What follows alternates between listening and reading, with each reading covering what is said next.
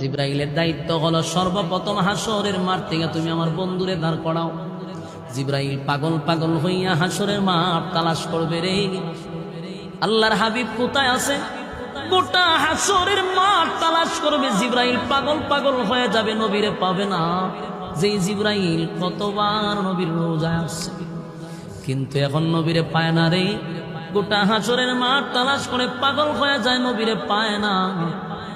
দৌড়াইয়া জিব্রাইল গিয়া ইসরাফিল রে কয়, এই বেচারা তুই যে ফুদি, এখন তো আমি নবীর রোজা কোথায় আছে তালাশ করে পাই না, বইলা দে পয়গম্বর কোথায় আছে। কয় আমারে জিগাও লাভ নেই, মাটিরে জিগাও, কারণ মাটির মধ্যে আছে, মাটি তো কইতে পারে। জিব্রাইল দৌড়াইয়া মাটিরে গিয়া কয়, মাটি রে, আমার দায়িত্ব পয়গম্বরকে হাসরের মাঠে দাঁড় করানো, বল তোর কোন জায়গায় হাবিবে কিবরিয়ারে রাখছস।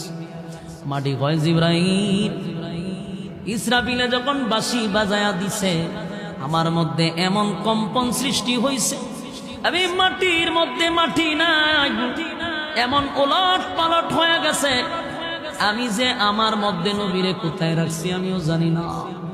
কি বুঝলেন? জমিনের মধ্যে এমন জাল জ্বালা শুরু হয়েছিল, মাটি নিজেই কয় আমার মধ্যে আমি নেই, পয়গম্বর কোথায় আছে আমি জানি না। এবার আওয়াজ আসলো, জিব্রাইল নেই, গোটা হাসরের মাঠে তালাশ করলে নবীরে পাইবা না। নবীর রওজা যেখানে আছে অবশ্যই সেখানে একটা নূরের আলো জ্বলতেছে, এই আলো দেখা বুঝতে পারবা এখানেই আমার নবী আছে। সুবহান।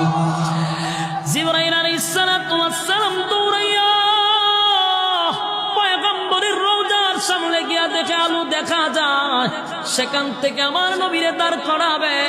তবে শুনেন, হাসরের মাঠে যারা উঠবে সব কিন্তু উলঙ্গ অবস্থায় উঠবে, কারো কাপড় থাকবে না, উলঙ্গ অবস্থায় কাদা মাটি থেকে মানুষ দাঁড়াবে।